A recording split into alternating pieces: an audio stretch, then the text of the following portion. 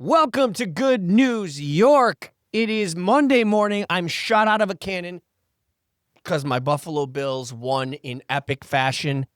I cannot tell you how long I have been a fan and how it's always that the Bills are on the other end of these kinds of games. It's mind-blowing to be a part of this. It reminds me of the 90s years, even better. I don't know. I'm vomiting happiness right now. If you didn't stay up to watch the game, I feel bad for you. If you left the game, by the way, I'm going to look over here now. If you left the game, you were at the game and you left because you thought they were down 15 and it was over, shame on you. I'm actually really surprised. I got to be honest with you. I was getting texts from my friends saying, "Oh, I can't believe the Bills fans left. You know, I can't believe they're showing the crowd." And I went, "You're full of shit." They did. There were fans that were leaving. And listen, I had season tickets during the drought years, 17 years of no playoffs. And even then, people would stay and just get hammered and watch the full game because you never know. So it's very unlike Bills fans to leave early, but they did. And shame on you. Lesson learned. Josh Allen is a goddamn god. I am so excited. That game was such a big deal for many reasons. First of all, I get it. Week one, as Kyle Brandt says, week one is a liar. You know, don't get too excited and don't get too upset, whether your team won or lost. Things are going to change. If you remember last year, I think one of the teams that ended up going deep into the playoffs got blown. I think the Saints blew somebody out last year in week one. But at the same time, you also get a pretty good idea of what every team looks like. Now, the Bills are one of the favorites to win it all and definitely win the AFC East and maybe even the AFC Conference. But we all knew that this game, even though it's week one, was probably one of the hardest games on the schedule. Now, somehow the Bills lucked out, and every tough opponent that they face is coming to Buffalo. A lot of the teams they're facing on the road are not teams that are going to be too bad, too tough. I'm sure they'll drop one or two on the road. It happens. It's football any given Sunday, right? But it lucked out that not only do they get all the hard opponents home, but they probably got the hardest game out of the way first. And that was against the Baltimore Ravens, who have a defense that I know they put up 40 points, but they're filled with first-rounders. And they've got Derrick Henry, and they've got Lamar Jackson, and Zay Flowers, and Mark Andrews, everybody that you just saw. To me, I went into this game going, I know they're going to lose this one, and it's not going to be the end of the world, but it's going to hurt because this could be the difference between Buffalo going to Baltimore or Baltimore going to Buffalo in the playoffs if they see each other again. And we all know what happens when teams come to Buffalo, minus the Chiefs. What happens to them when they come to Buffalo in the snow? Lamar Jackson has openly said he's not great with cold temperatures. So they beat him in normal temperatures at home in an epic fashion, coming back 15 points down. I screamed into so much. I did the thing where, because I have like a man cave downstairs. We have a finished basement. I used to watch the game down there with all the Bills memorabilia, It's kind of my spot. But we got this brand new big screen, and I wanted to experience it on the big screen, and my kids were sleeping. My wife was sleeping. So I was just doing the whole anytime something good or bad happened, I was doing push-ups because I'm old now, so I can't stay awake too long. So in between commercials in the third and fourth quarter, I was just doing push-ups to get my blood flowing. Needless to say, there are a lot of Bills fans that woke up today just shitting their pants going, wait, they won that? Now, look, it was never a blowout, but they are the first team in NFL history to be losing by 15 points or more with, I think it was 4 minutes left in the fourth quarter, and pull it off in the regular season. And it wasn't in overtime, in regulation. I am speechless in the best possible way. As I said, it's one game, but it's a game against an opponent that you're probably going to see later, and that could be the difference in a home or away. And remember this, I posted this on my social media. If this is the last year at Highmark Stadium for the Buffalo Bills and for the fans, that was the last home opener last night. It is set up. Now, I know, I posted this on my social media. I posted a picture with all this nice music. And of course, NFL fans just shit on me the entire time. Oh, it's a dream. It's not going to happen. Buffalo's going to blow it. Maybe they will. But just check out this scenario. If you're a Bills fan or even an NFL fan, just imagine this. It is so storybook. And for you conspirators that think the NFL is a conspiracy, well, here's your story that they should use if it is a conspiracy. The Buffalo Bills are heading into their last season at Highmark Stadium. They've never won a Super Bowl. They've been to 4 in a row in the 90s, okay? They have the opportunity, especially now that they've beat the Ravens and the way that their schedule is laid out, to finally get the 1 seed. And what that will mean is that they get home field advantage all through the playoffs. That means, potentially, the last possible game ever to be played at Highmark Stadium could be against the goddamn Chiefs, right? At home, last game to go to the Super Bowl. But there's even more. There's a little wrinkle that we're leaving out. It would also be the last game in the stadium that you would witness them going to the Super Bowl in the last moments in that stadium. But it would be to defeat the Chiefs, who are knocking at the door of tying the Bills' record for going to 4 consecutive Super Bowls. So what that means is the Bills could potentially beat the Chiefs at home as the last possible game in the stadium ever, while also stopping them from tying the Bills' record of going to 4 straight Super Bowls. Because if the Chiefs go back to the Super Bowl, that means they went to 4 straight. And the only difference is they won, I think, 2 of them. So it's set up for an epic finish, but I just want one before I die. But enough about the Bills. I'm fired out of a can. Although Danny Tripodi, our producer, Danny, I owe you a big thank you. I'm a superstitious guy. When the Bills were down 15, Danny sent me a picture. We don't need to talk about what the picture was, all right? That's private. It is a picture. He made me laugh. I am telling you, 3 seconds after he sent that picture, as when I believe Derrick Henry fumbled or something happened, it's when the game turned and it didn't look back. So unfortunately, I'm going to have to make Danny send me ridiculous pictures when the Bills are failing. Let me know if you have any weird superstitions in the comments. I love hearing people's superstitions. Quickly, another thing I want to make sure I get to is our friend Diana Nightingale at David's Refuge is throwing another great event on September 13th from noon to 4. It is the Pineview Run Champion Challenge in Lafayette, New York. Drivers are going to race for their fastest time. There's music, food trucks, silent auction, games. We wanted to make sure we plug that. We love our friends at David's Refuge. What the hell are you doing? Oh, now your meeting's over, so you're just going to fucking walk in on your own. Well, I'm sorry I was a little tied up selling a new content client, but we have a new content client. I'm very excited. Did you seal it? By the way. You sealed it? Done deal. This is exciting. This is exciting. Sorry, Danny, I knocked Danny's ears out. This one's going to be unique. I'm not going to go into too many details, but we're going to do this one a little differently. This is a person who has written a book. The book's about to come out. The podcast is going to go with it. But we are going to do I don't know, I guess you'd call it like a Netflix thing, where we are going to record the whole season of their podcast in advance, and then we'll release it over the course of a year. But this will be a unique one for us. This is great. It's going to be really fun. Breaking news. Incredible. I think that it's going to be one of these podcasts to get some genuine listens and very motivational, inspirational, and I don't know. I'm excited. It's going to be cool. Buddy, I'm so happy for you and for us. Yeah. It's fantastic. And now we're in opposite. You got to do the work. Yeah, well, that's fine. We're in opposite seats today, which is kind of flipping me out. It's weird. It is weird. Opposites day.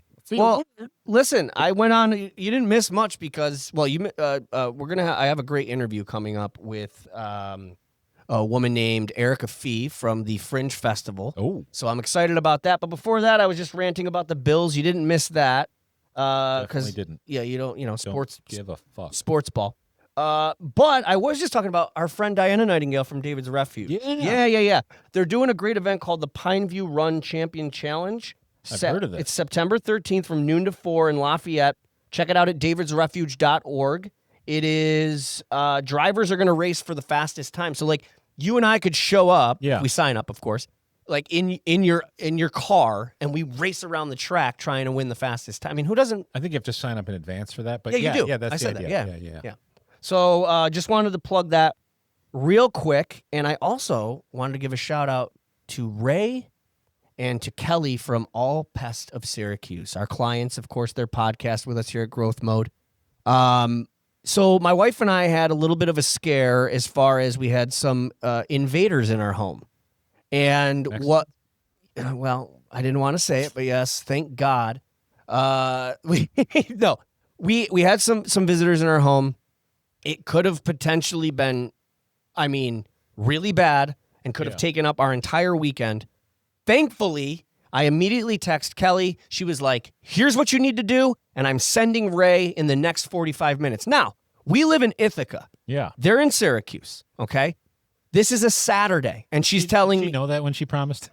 No, she did. Because I said to her, I can't believe you're going to do this on a Saturday, and you're sending him all the way to Ithaca. I feel bad. And she goes, you're trying to talk her out of it. Well, I know. I should have been more careful. But she said, don't worry about it. She goes, if you guys were 2 hours away, we would come. Like, that whole thing they talked about on their podcast and when we had them on Good News York about their, the bigger companies that do these kind of pest control things, they're not for the consumer. They pretend to be. And that Ray and Kelly of All Pest of Syracuse are for the consumer. They are for the people because they're family-run owned business. They proved it to me. And Ray came in, took care of everything, promised us that we'd have nothing to worry about. He's like, you got somewhere to go for 3 hours? We said, yep. He's like, it'll be done.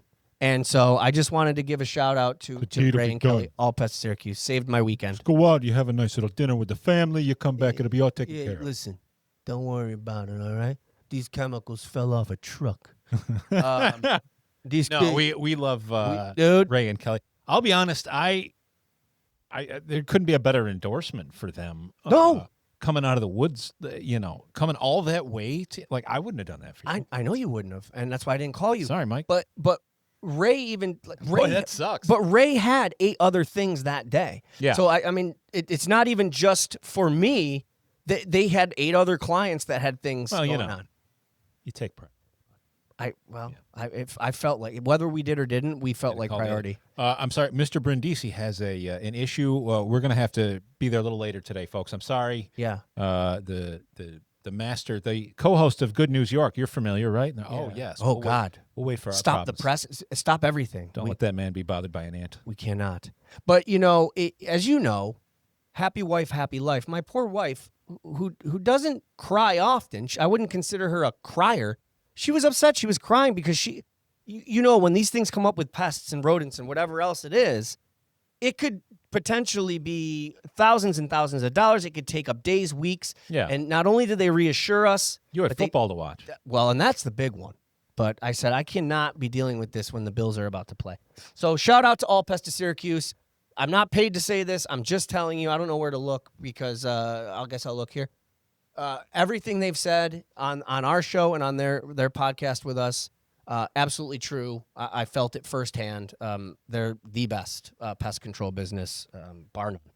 And I love it too. Ray takes pride in that. He's like, well, I'm glad you didn't call anybody else because there's nobody better than me. And I'm like, good for you, dude. Like he's the Tom Brady of pest control. I'm glad that bugs are his business because Ray's the type of dude that in another timeline. He's like a legit hitman. You sure. Call him up and go, yo, I got a problem. I got it under control. Don't worry about it. Ray's the man. But, and one more thing I'll say about that. My daughter, of all people, brought up something. She goes, Dad, but what's going to happen when the pest truck shows up? Now all our neighbors are going to know that we have a problem. I go, you know what? No, they won't. Because I remember one thing, and this is another reason why I love All Pest of Syracuse. They purposely don't put bugs, like pictures of bugs and rodents on their vehicle for that reason, to respect the privacy of their clients. I mean, that's how much thought they put into things, man. It's awesome. No, I know they've talked about that on their podcast. Yeah. That's something that is a common feeling. People don't want you to think. But yeah, they've handled that brilliantly. And also I feel like to some degree, so many people have gotten to the point where they have somebody like All Pest now that they figured out that does the preventative. They come on a regular basis and put that down. I feel like that's almost got common enough to where, if you see the pest truck in front of your neighbor's yard, you don't immediately think they got roaches or something. That's true. I think you're right. But there's definitely, your daughter proves it. It's right on that, and it's another thing that they're thinking of. Yeah, I remember when they said it on the podcast, and, I'm thinking to myself while we were producing it, that's a nice little touch of things that they do there. Yeah. But now experiencing it firsthand, I realize how important that is. Yeah. So I love them. Buddy, listen, I'm pretty much all out of what I've done today. I've got an interview coming up again with Erica Fee of the Fringe Festival. But something I want to talk about this week with you, because I got to show you the video. Yeah. Dude, there's this conspiracy theory going around, and I'm not a fan. Oh, I know what you're talking about. You sent me this. Did I? I did. I've heard this theory. I'm not in fact, I almost want to say I'm anti-conspiracy theorist because it's gotten so out of control. But every now and then I'll get one that I'm like, this is fun. Like, wait a minute. Hold on. There's this, and I don't know if you've heard about this. There's a conspiracy theory going around that everywhere Garth Brooks has ever lived, gone to school, or played a concert, people have ended up missing or dead. I'll pause for laughter because I laughed too.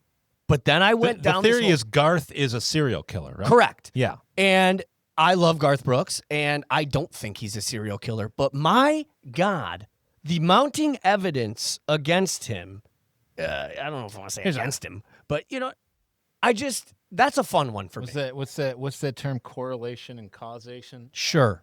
Like, the guy goes to major cities, and people get murdered there. Yeah.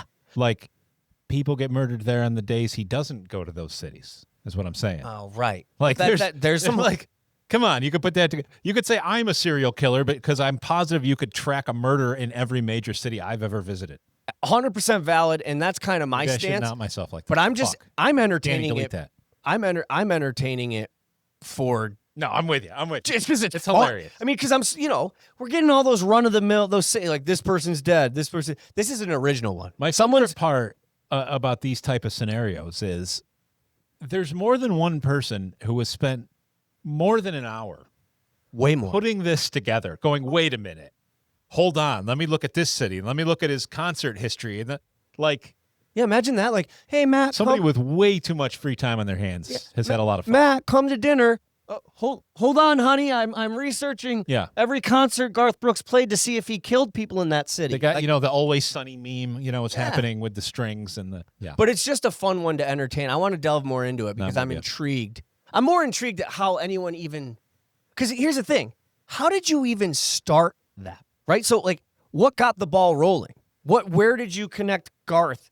Because it even goes back to when he went to college. I guess he went to college, I don't know where, and some girl went missing, and they happened to live only a few, less than 5 miles apart. Garth Brooks' apartment and her while he was. So it's not even where he was playing concerts. It also goes back to when he was in school. It's wild. I think it's dumb, but man, is it fun to entertain. You know what? You talk about being wild. The reality is the world works in like probability, right? There's like a 1 in a million chance, but that one comes up. It sure once does. in a while, right?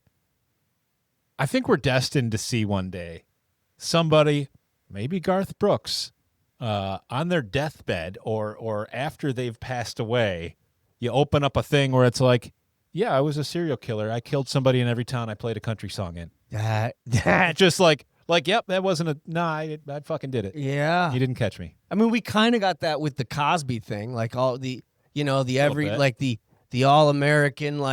dad that we loved. Yeah, he didn't admit it, though. That was, they just discovered. There's no discovered. Getting around Everybody, that. I guess, knew. I guess You put the pudding in, you put the roofies in the drink, and I don't know. But you know what we should do is we should kind of run with your theory of poking holes in it. Yeah. Let's just see where I've been or you've been or Danny's been on certain dates and just see if anyone's died in or around them at that time. Maybe we shouldn't, because that might... It is suspicious. I always suspect the quiet guy. Yeah. Well, anyway, that's all I got. I got a great interview coming up, so got to get ready for that. Let me get out of the way so you can do that. Go close more deals. Dude, congratulations for us. Thanks to you. Monday. It's been a great Monday. Not even lunchtime yet. The Bills won.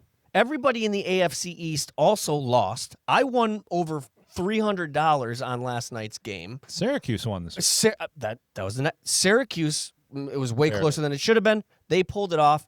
You closed a deal. Garth Brooks is a serial killer. This is a great Monday.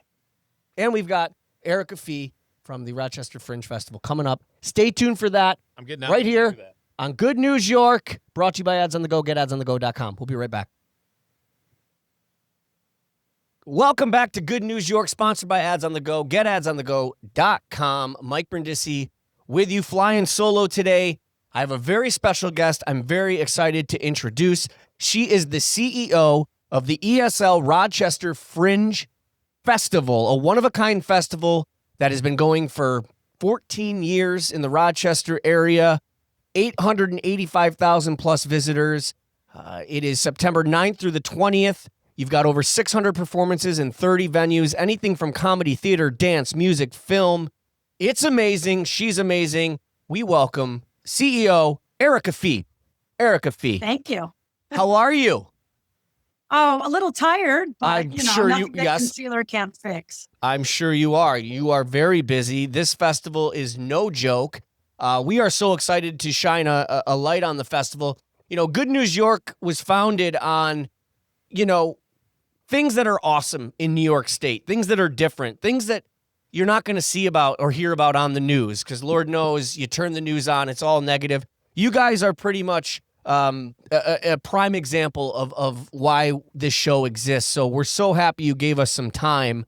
Now, the Fringe Festival is very unique in a lot of ways, and it is now nationally known. Can you tell us a little bit about yourself, how you got involved in the with the Fringe?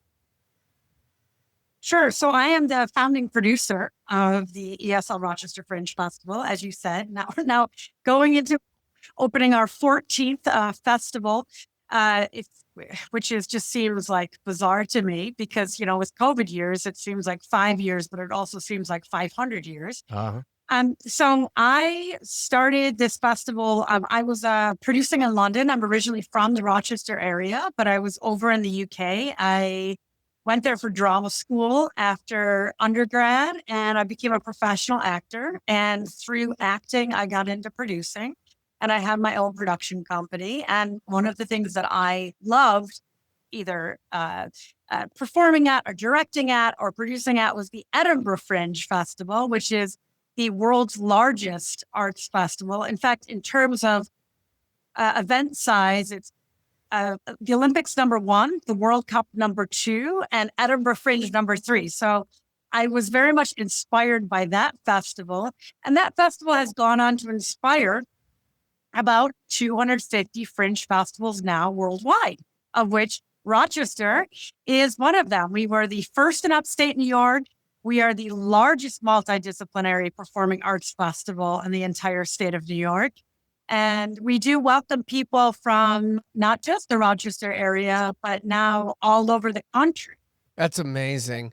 One of my favorite parts about this festival and the whole story is how Fringe started. It's such a great story.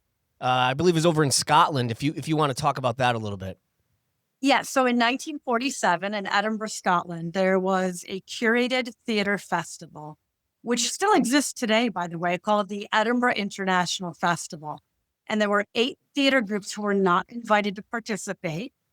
And when I say it was curated, it means that there was a small select committee who would decide on all the program.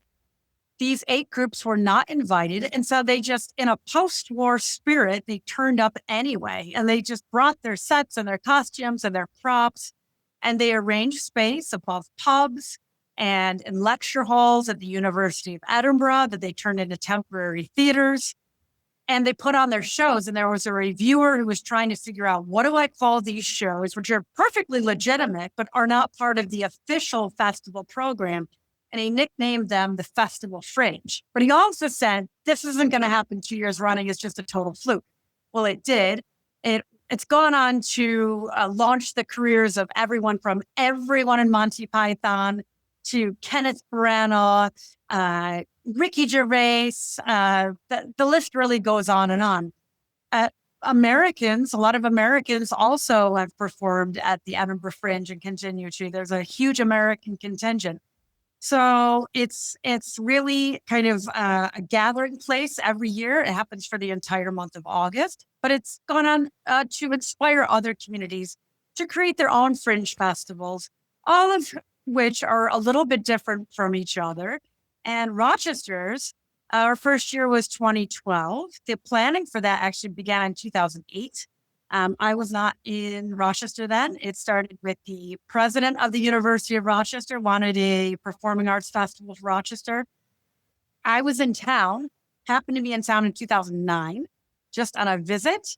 And I happened to say to someone, why do you think it is that Rochester doesn't have a Fringe Festival? This is the head of the theater department at the University of Rochester, actually. And he said, it's funny you should say that. The president of the university is working on this right now. You should go and meet with them. And I said, I'm not going to get an appointment with the president of the University of Rochester on my week back. Anyway, one thing led to another, and I threw my hat into the ring. And I literally said, if you want a Fringe Festival, I want to come back and run it. And that's what happened. That's absolutely spectacular. I love that. And another thing I love about this festival, and correct me if I'm wrong, but from my point of view, what I've seen is that it's a very welcoming festival as far as it's not. I mean, there's going to be mainstream things that people like, but there's also a lot of experimental things and things that are out of the ordinary. So I almost feel like you guys are keeping up with kind of the origin story of Fringe, which was, here's these disgruntled performers that weren't invited, and they're like, you know what, screw you, we're going to do it. We're going to do it anyway. Correct me if I'm wrong. Is that kind of your mission statement with Fringe Festival, is like, let's give everybody and anyone from all walks of life in the creative space a place to be able to perform? Well, Fringe festivals worldwide certainly provide a platform for artists. That's part of our mission. There aren't enough stages and spaces for artists to perform. And if you're a performing artist, you kind of need a crowd. You need a space. So this enables people to be able to perform. What is exciting about our festival is that we are a bifurcated festival. Now, that just is a way of saying we have two halves. Like the Edinburgh Fringe and like that spirit, we have about 39 venues that are curating their own lineups. That is very interesting because we don't have one artistic committee deciding on all the programming. These venues have skin in the game. They've got a little bit of healthy competition with each other. They're really trying to create very special experiences. And so that is happening. At the same point, we ourselves as an organization, and we are a nonprofit, unlike most festivals, we are also curating some shows, and we're doing things differently than any other Fringe actually in the world. For instance, we have a show that is coming into downtown Rochester, the final 2 nights of the festival, September 19th and 20th, called Sphere. It's by a world-renowned group called Eventi Verticali out of Italy. And they will be hoisting a giant sphere up above the crowd, totally free to attend, by the way, on a crane. And we'll have acrobats inside the sphere and outside the sphere. It'll be backlit. It'll be beautiful. It's going to be fantastic. We typically have, 15,000 people to some of those performances. So we do those like really big spectacle type shows.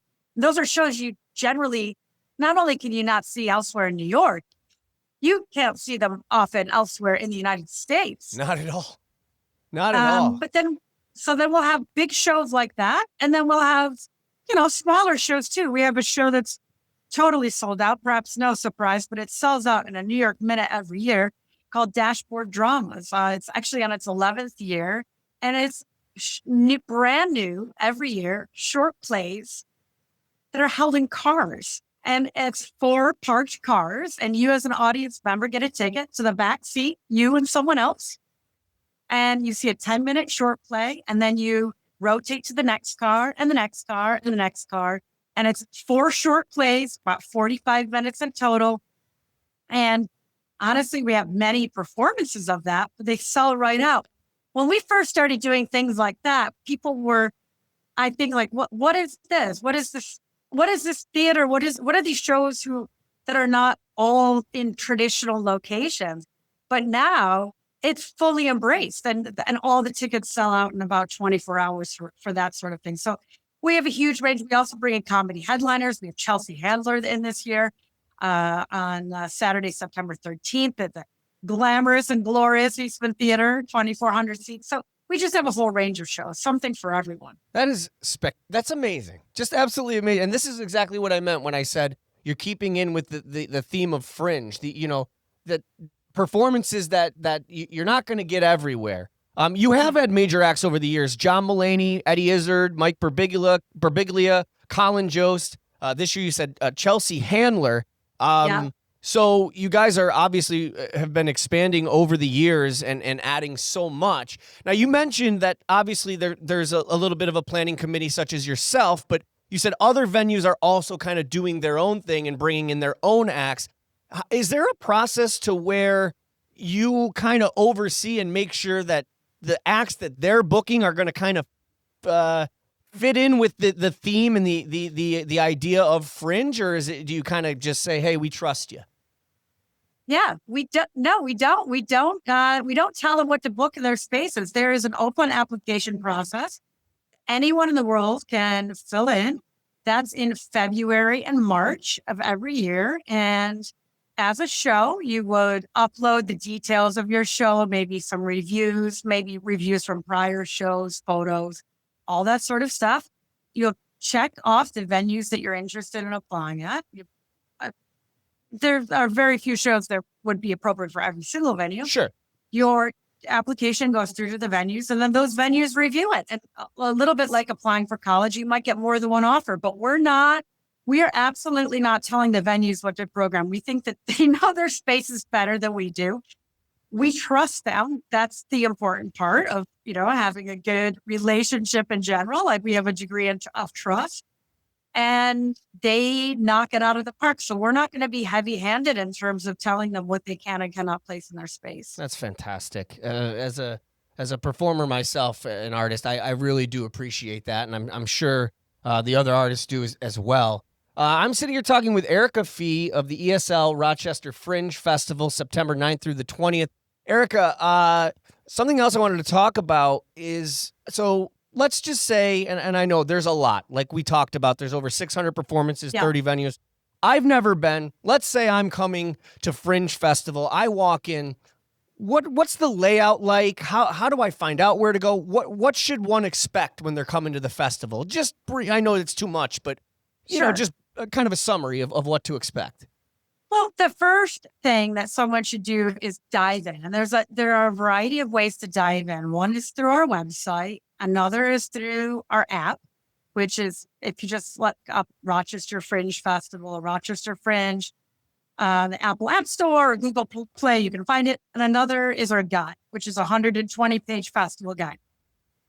You can go to any of those routes for information, and you can sort by things that you like. So let's say you're a comedy lover. You can just sort by all the comedy. Oh, excellent. Let's say you're only going to be in town for the weekend. Sort by the shows that are in town for the weekend. Let's say you're bringing your family and you want shows that are appropriate for kids. You can do that. Let's say you absolutely don't want shows that are appropriate for kids. You can do that. So there are a variety of different routes, and we just ask people to say, one thing that I think is useful is try one of these big shows that you've heard of. I mean, you've heard of Chelsea Handler, you've heard of some of the PR advertising that's going on for these bigger shows, but then take a risk on something else. I love that. On something that you haven't heard of. Well, speaking of, you're talking about how there's something for everybody. And what I think is really unique about your festival too is a lot of times you'll run into events or festivals where it's meant for adults or it's meant for kids. It's hard to kind of find a place that's meant for both. And you guys have pulled that off. I noticed there is a kids' day, which is really important because that can be the difference in somebody saying, man, we'd love to go to that, but we don't have someone to watch the kid. They can bring their kids. What is kids' day like, and what are some of the things that they can look for? Well, I'll tell you, Mike, we purposely hold Kids Day on the last day of the festival because the kids kind of run wild. We have everything from at our hub, which our hub is at Main and Gibbs Streets in downtown Rochester. We call it One Fringe Place. It's really the place where, we have all these venues, in and around downtown, but that's a good place to go. We have everything from chalk art for kids that's free. We have a disco for kids.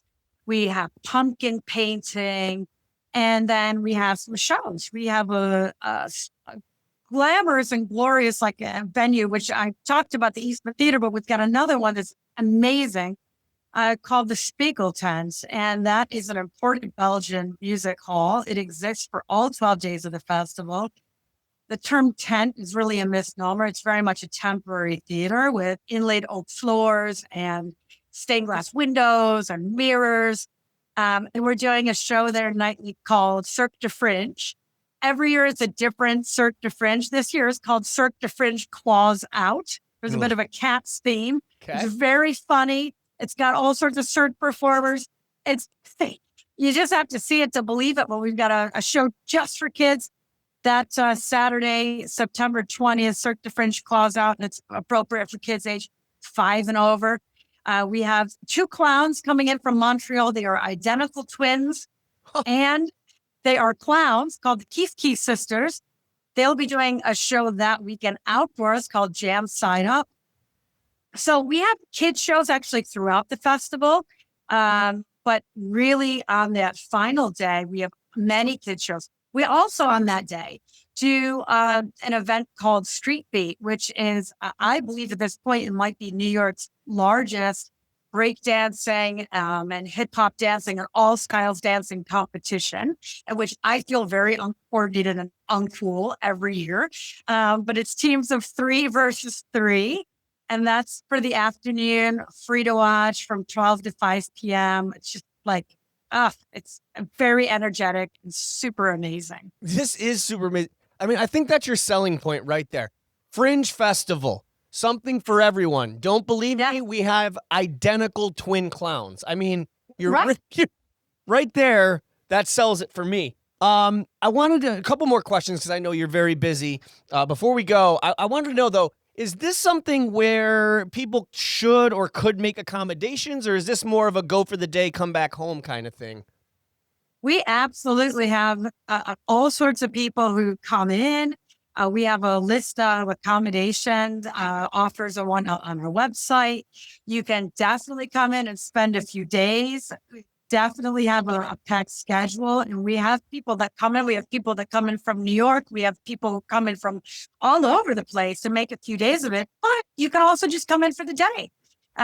There are a wide variety of options available to you. And if you come in for the day, I think you might find that you'll fall in love with it a little bit. You'll want to come back for a little longer next time. I'm already in love with this. This is fantastic. Now, clearly, with 600 plus performers of all sorts, and you have 30 plus venues. This seems like, is this like the festival happens and then you have a break and you start planning right away for the next one, or are you just there is no break? Because it seems like this might be a year-round thing for you. I'm guessing. Yeah. Well, every year, I think this will be the year. This will be the year that I can sit back and just like eat bonbons, and then it's going to plan itself. And this is going to be, I'm going to get everything organized. We're really going to finally make it work, and we're going to get a proper break.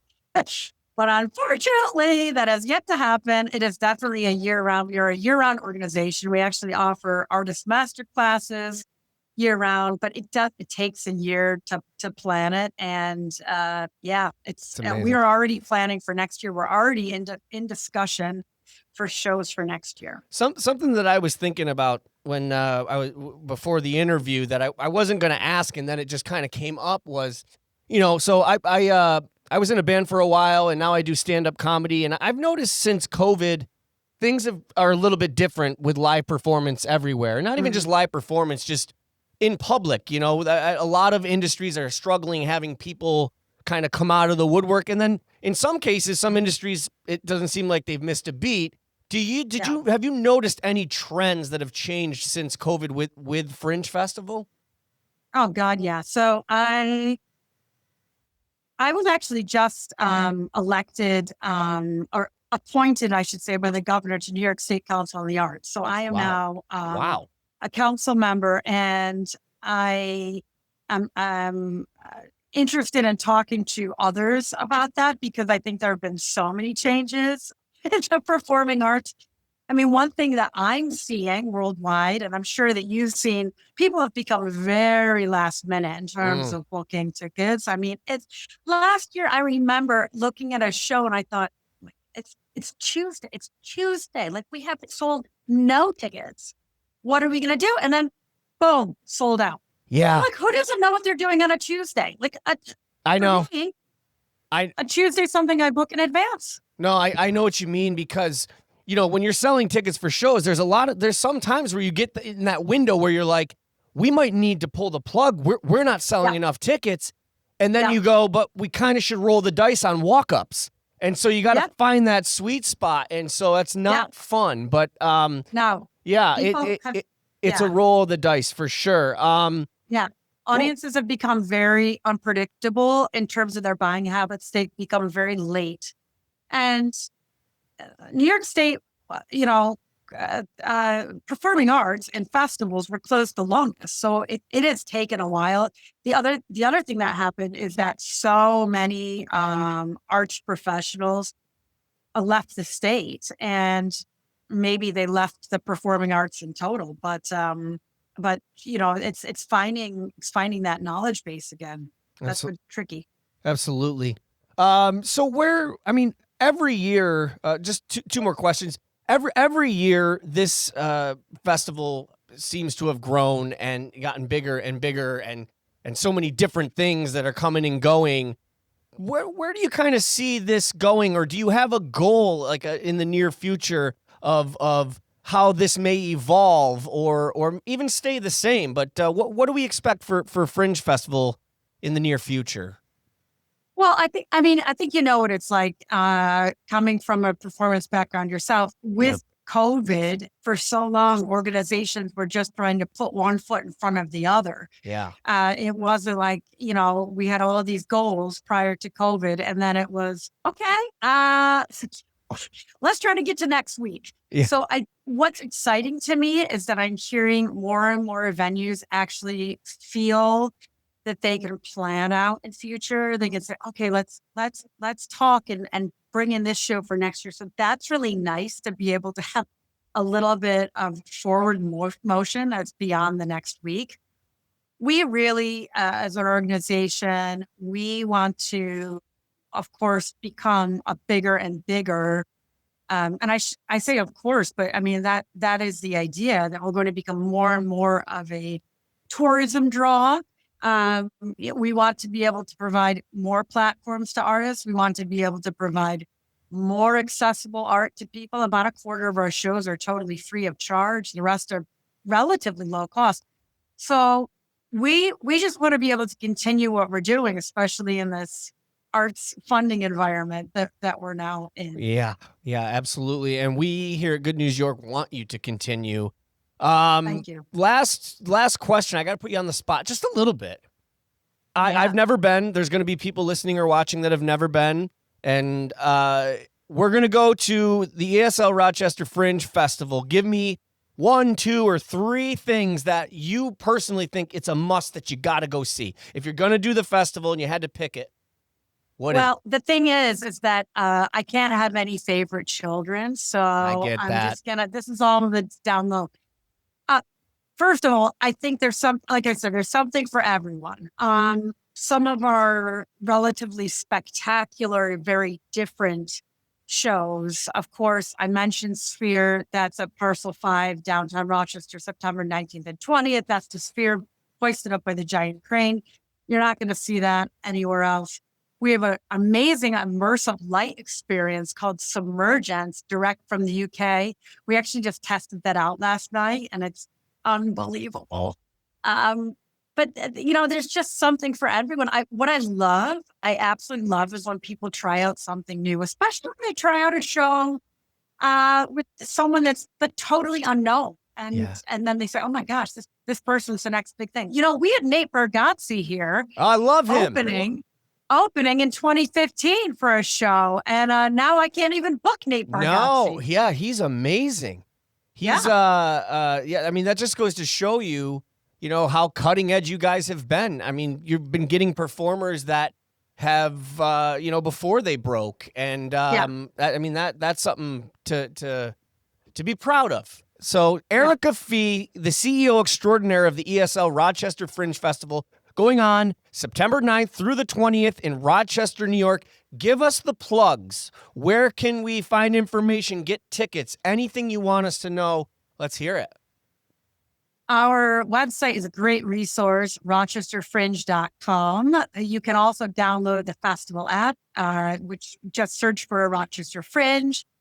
And if you happen to come across a festival guide, there's a listing of where they are. They've also been distributed through many papers in and around Central and Western New York. Pick up one of those and kind of dive right in. But rochesterfringe.com, I think, is your number one location for information. Well, Erica Fee, thank you so much for your time.